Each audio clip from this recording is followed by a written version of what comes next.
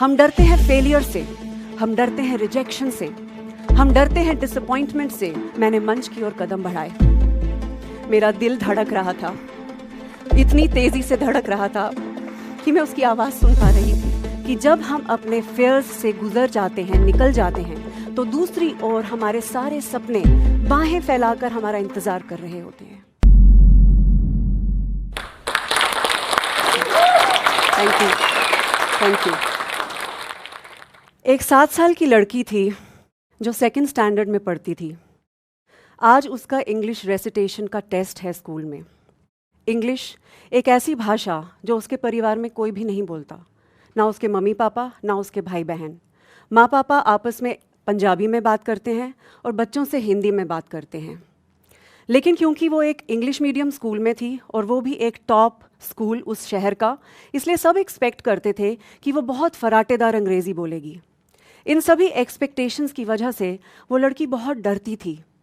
उसको लगता था कि इंग्लिश बोलना उसके लिए नामुमकिन है, मुश्किल है। उसको सच में इंग्लिश बोलना लिखना मुश्किल लगता था। English was like a alien language for her. Recitation test शुरू हो चुका था। उसका दिल तेज़ी से धड़क रहा था। वो बहुत नर्वस थी, बहुत टेंशन में थी। अपनी तरफ से उसने अपनी पोएम बहुत अच्छे से याद करी थी, लेकिन क्योंकि इंग्लिश था इसलिए उसे बहुत डर लग रहा था, बहुत ज़्यादा नर्वस थी वो। फाइनली उसका नंबर आ गया, उसकी बारी आई। उसने धीरे धीरे मंच की ओर, जो क्लास टीचर की बगल में था, उसकी ओर कदम बढ़ाना शुरू किए। उसका दिल इतनी ज़ोर से अब धड़कने लगा था कि उसे लग रहा था कि बाहर आ जाएगा। आवाज़ सुन पा रही थी अपने दिल की। उसके माथे से, उसके हाथों से पसीने छूट रहे थे डर के कारण। फाइनली उसका नंबर आ गया और उसने मंच की ओर अपने कदम बढ़ाए। मंच जो क्लास टीचर की बगल में था।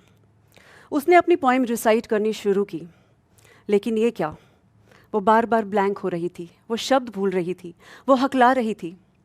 कुछ समय तक तो क्लास टीचर ने बर्दाश्त किया, लेकिन उसके बाद उन्हें गुस्सा आने लगा और क्लास टीचर ने सबके सामने उसको डांटना शुरू कर दिया। कैसा दिमाग है तुम्हारा, इतनी छोटी सी पोएम भी याद नहीं कर सकती तुम? और इंग्लिश का वर्ड तो तुमने एक भी अभी तक ठीक से नहीं बोला। यू नो वॉट, तुम कभी भी अच्छी इंग्लिश ना बोल सकती हो ना लिख सकती हो। और हाँ, पब्लिक स्पीकिंग करने की कोशिश भी मत करना, तुमसे नहीं होगा। उस छोटी सी लड़की की आंखों में आंसू आ गए और वो एक हारे हुए फेलियर की तरह महसूस करने लगी।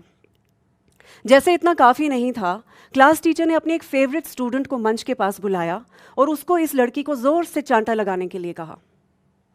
ऐसी इंसल्ट के बाद सोचिए उसके सेल्फ कॉन्फिडेंस, आत्मविश्वास का क्या हाल हुआ होगा।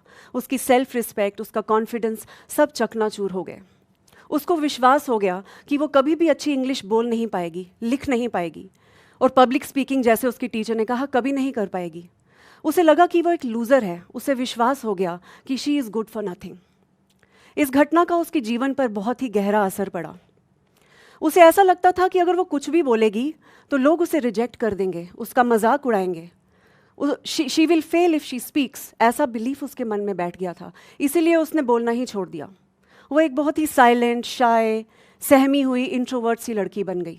ऐसी लड़की जो अपने आप को बहुत छोटा महसूस करती थी, बहुत इन्फीरियर महसूस करती थी। जिस लड़की की मैं कहानी आपको बता रही हूँ वो और कोई नहीं, मैं हूँ। ये मेरी कहानी है, मेरे साथ ऐसा हुआ था। और इस घटना का, इस एक घटना का मेरे जीवन पर ऐसा असर हुआ कि फेलियर का, हार का डर, लोग क्या कहेंगे इसका डर, उपहास का डर, रिजेक्शन का डर मेरे अंदर जड़ों तक बैठ गया था। और इन फेयर्स की वजह से मैंने हमेशा ज़िंदगी में सेफ जीना सही समझा। रिस्क लेती नहीं थी कोई ज़िंदगी में। आसपास लोग बोलते थे रिस्क मत लो, हाँ मुझे लगता है रिस्क नहीं लेना चाहिए, रिस्क लिया तो फिर फेल हो जाऊंगी। और फेलियर से बहुत डर लगता था। डर से डर के जीने की आदत पड़ गई थी। ये जो फेयर्स हैं ना, ये कहीं बाहर से नहीं आए, स्पेस से नहीं आए। ये जो डर हैं ये हमारे आसपास के एनवायरनमेंट से ही आए हैं। आसपास की जो बाहरी दुनिया है वहाँ से ही ये फेयर्स हमारे अंदर आए हैं। कितनी बार हमने ऐसा सुना होगा कि यू नो ये तेरे बस का नहीं है, तू और एक्टर भूल जा। अपने आप को क्या बिल गेट्स समझते हो तुम?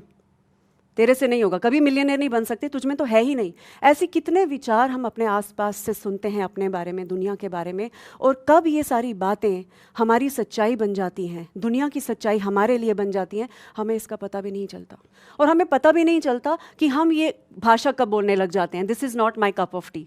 ये मेरे बस का नहीं है, मैं कभी पब्लिक स्पीकिंग नहीं कर सकती, मैं अपनी बात कर रही हूँ, मैं कभी अच्छी इंग्लिश नहीं बोल सकती, ना लिख सकती हूँ। इस तरह के ये जो विचार हैं, ये हमारी आइडेंटिटी का, हमारी वजूद का हिस्सा बन जाते हैं।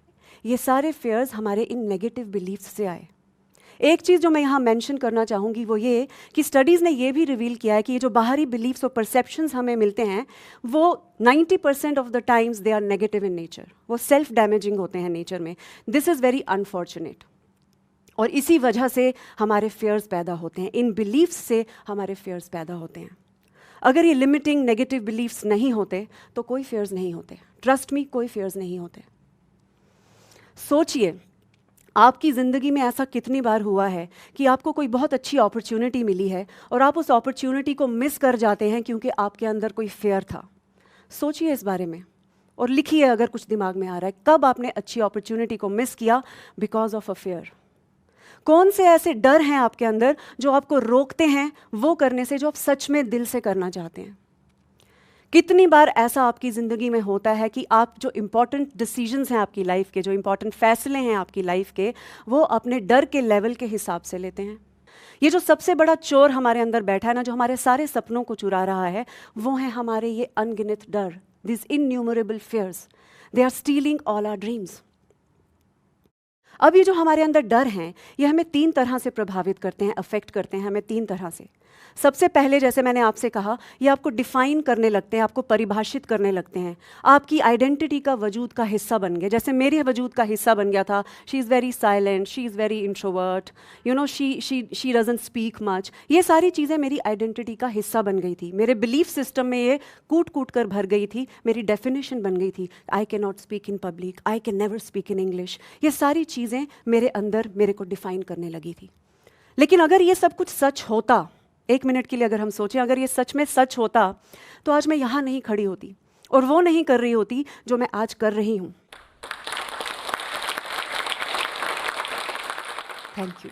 दूसरा, हमारे अंदर जब डर होते हैं तो ये हमें एक बहुत ही गंदी आदत डाल देते हैं, आदत कंपैरिजन करने की, जिसको मैं कंपैरिजन ट्रैप कहती हूँ। यू नो, वो मुझसे ज़्यादा सक्सेसफुल कैसे, उसके पास मुझसे बड़ा घर कैसे, वो मुझसे ज़्यादा सुंदर कैसे, स्मार्ट कैसे, उसके पास 2 गाड़ियाँ, मेरे पास 1 भी गाड़ी नहीं, ऐसा क्यों?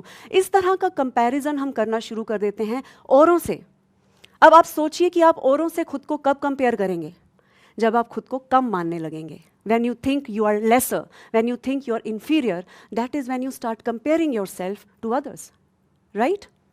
तो कंपैरिजन ट्रैप में हम घुस जाते हैं, लेकिन इस कंपैरिजन का जड़ कहाँ है? फेयर्स में। फेयर्स की वजह से ही तो हम इंफीरियर फील करते हैं। मैं अपना एक एग्जाम्पल इसीलिए आपके साथ शेयर कर रही हूँ कि डर की वजह से ही मेरे अंदर इंफीरियरिटी कॉम्प्लेक्स भर गया था। ये हो गया दूसरा। तीसरा, हमारे ये जो फेयर्स हैं, ये हमें एक्शन लेने से रोकते हैं। अगर किसी फील्ड में, किसी काम में हमने एक फेलियर को फेस कर लिया, या हमने हार का सामना किया, या हमें कोई नेगेटिव एक्सपीरियंस हो गया, तो हम फिर से उस दिशा में एक्शन लेने से डरने लगते हैं, एक्शन लेना छोड़ देते हैं। कितनी बार ऐसा होता है, आप सोचते हैं अच्छा जॉब से रिज़ाइन करते हैं, एक अच्छा बिजनेस शुरू करते हैं, बिजनेस में आपने इन्वेस्ट किया, बिजनेस बड़े जोश से स्टार्ट किया, लेकिन 1 साल के बाद आपको लगा कि मेरे को वो सब नहीं मिला जो मैं सोच रहा था या सोच रही थी। आपने बहुत से चैलेंजेस, फेलियर्स का सामना किया और आपको ऐसा लगने लगा maybe business is not for me, and you decide कि I should go back to my job. आप जॉब में वापस चले गए। आपके अंदर एक बिलीव बन गया कि बिजनेस इज़ नॉट फॉर मी। और आज मैं अगर आपसे कहूँ कि चलो यार मेरे पास बहुत अच्छा एक बिजनेस आइडिया, चलो बिजनेस करते हैं, तो आप क्या कहेंगे? Business is not for me. So it stops you from taking action. इसी तरह के फेयर्स मेरी ज़िंदगी में भी भरे पड़े थे और जिसकी वजह से मैंने अपनी ज़िंदगी के बहुत सारे इंपॉर्टेंट साल गंवा दिए। मैं भी अपने आसपास के एनवायरनमेंट से यही सीखा, प्ले सेफ, वही करो जो सारी दुनिया कर रही है, उसी रास्ते पे चलो जिस पे सब चल रहे हैं, कभी कोई रिस्क मत लेना, रिस्क लोगे तो हार का सामना करना पड़ सकता है, डर हार का। लेकिन बाय गॉड्स ग्रेस मैं पढ़ाई में अच्छी थी, इसीलिए मैंने इंजीनियरिंग एक अच्छी यूनिवर्सिटी से की और मुझे एक अच्छे टॉप MNC में बैंगलोर में नौकरी भी मिल गई। उस समय के हिसाब से this was a big accomplishment, this was success. साथ ही साथ मेरी शादी हो गई, we shifted our base to Bangalore. तो दुनिया के हिसाब से मेरी लाइफ सॉर्टेड थी, मैं सक्सेसफुल थी। लेकिन मेरे अंदर एक अजीब सा खालीपन था। जो मैं काम कर रही थी, जिस प्रोफेशन में मैं थी, मैं उसे इंजॉय नहीं कर रही थी। मुझे हमेशा ऐसा लगता था कि कुछ और है जो मुझे करना है, लेकिन वो और क्या है उसका जवाब उस समय मेरे पास नहीं था। और मेरे को ये फ्रस्ट्रेशन किसी से शेयर करने में डर लगता था कि अगर मैंने शेयर किया तो सब क्या बोलेंगे मेरे बारे में, शी इज़ सो अनग्रेटफुल। ऐसी नौकरी किसी को मिलती है, इतनी अच्छी इंजीनियरिंग करी, तब इंजीनियरिंग बहुत बड़ी डील होती थी।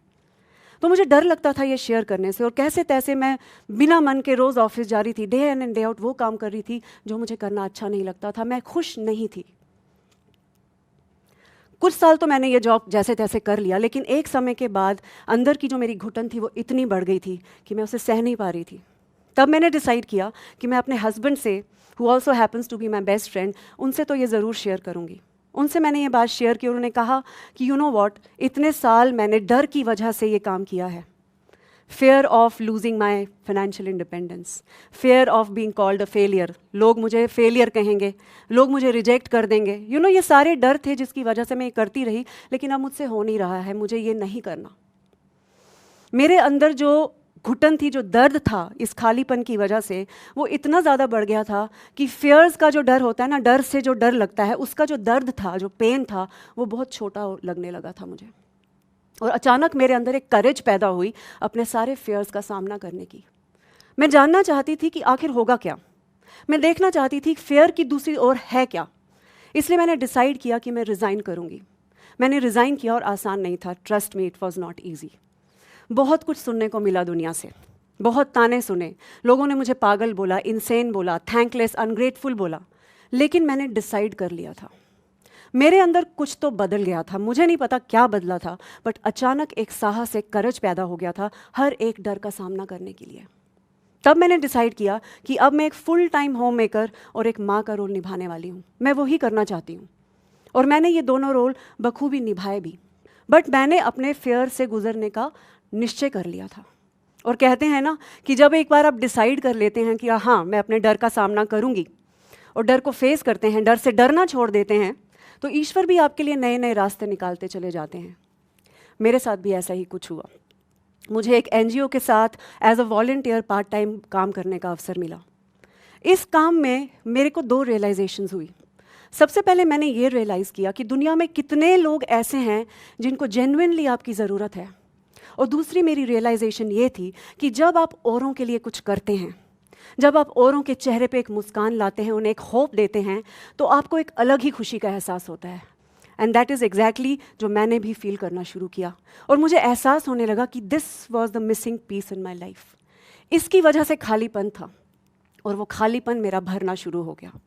यहाँ पे मैंने ये रियलाइज़ किया कि लोगों के साथ बात करना, उनको सुनना, उन्हें काउंसल करना मेरा पैशन है। मेरा बैकग्राउंड नहीं था इसमें, मेरा आईटी बैकग्राउंड था, कोई प्रोफेशनल इसके बारे में जानकारी नहीं थी मुझे। बट ये मुझे समझ में आया कि मैं इस काम में नेचुरली अच्छी थी। लोग मेरे सेशंस को इन्जॉय करते थे, उनका वेट करते थे, used to ask more of my sessions. तब मुझे पता चला कि दिस इज़ माई पैशन, और ये करने से ही मेरे अंदर का खालीपन भरेगा। तब मैंने डिसाइड किया कि अब मैं इस फील्ड को प्रोफेशनली परस्यू करूँगी। लेकिन अभी एक बहुत बड़ा चैलेंज बाकी था मेरी ज़िंदगी का। मोटिवेशन के फील्ड में public speaking is like a pre requisite, और ये मेरी ज़िंदगी का सबसे बड़ा डर था starting from my second standard. मुझे विश्वास था मैं पब्लिक स्पीकिंग नहीं कर सकती, और अपने आप को अनगिनत बार मैं ये बोल चुकी थी कि रिंकू, पब्लिक स्पीकिंग इस जन्म में तो नहीं boss, maybe some other life but not in this life. तब मैंने अपने आप से एक प्रश्न किया। मैंने अपने आप से पूछा, रिंकू, क्या ये डर सच में इतना बड़ा है? ये इतना बड़ा डर है कि इतने सालों के बाद तुझे क्लैरिटी मिली है कि तुझे अपनी ज़िंदगी के साथ क्या करना है, तू इस डर से डर कर तू इस मौके को गंवा देगी क्या?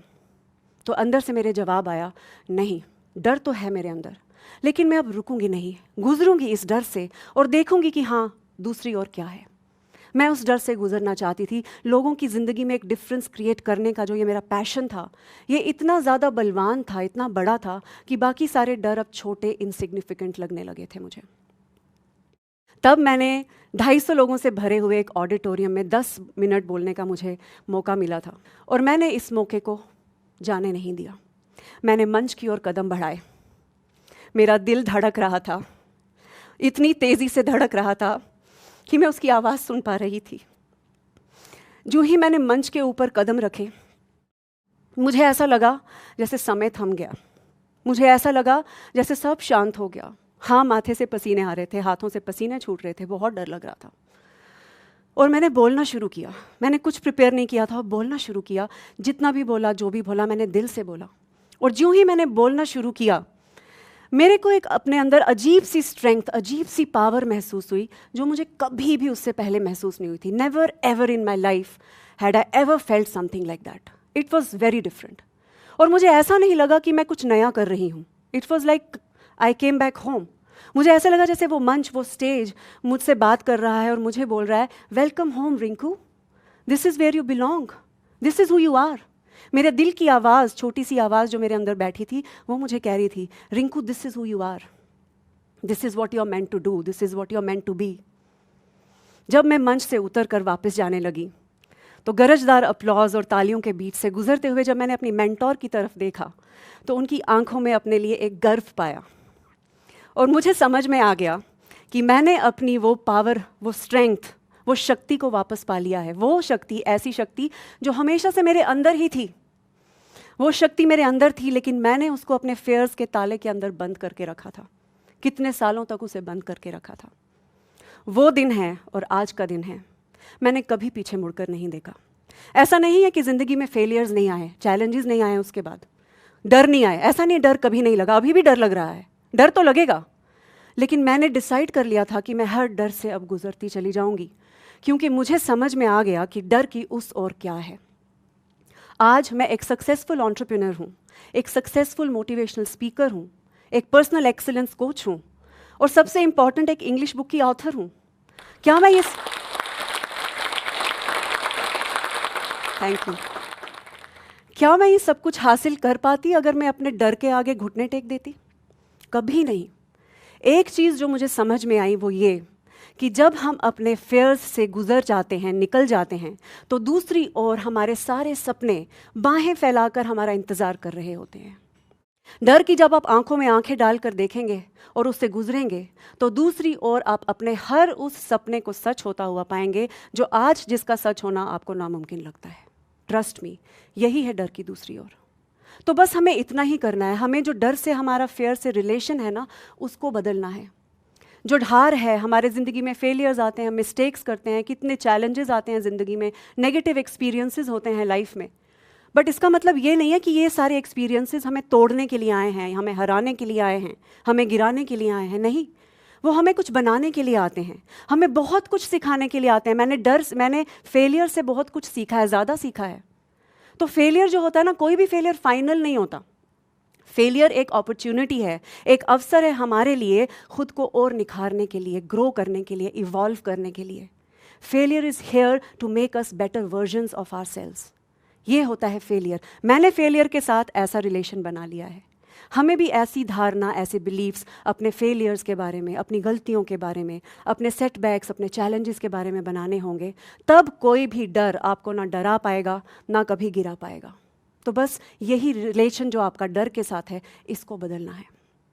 अंत में मैं बस इतना ही आपसे कहना चाहूँगी कि आप अपने अंदर एक ऐसा विश्वास जगा लीजिए, ऐसा बिलीफ जगा लीजिए कि मैं चाहे कितनी भी बार फेल क्यों ना हो जाऊँ, कितनी भी बार मैं मिस्टेक्स, कितनी भी गलतियाँ क्यों ना कर लूँ, ज़िंदगी में कितने भी फेलियर्स क्यों ना आ जाएँ, डिसअपॉइंटमेंट्स क्यों ना आ जाएँ, चैलेंजेस क्यों ना आ जाएँ, लेकिन आई विल बी ओके।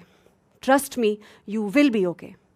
इन सब चीज़ों से गुजर कर जब आप बाहर आएंगे ना, तो आप अपने सपनों को, अपने स्वागत के लिए तैयार पाएंगे।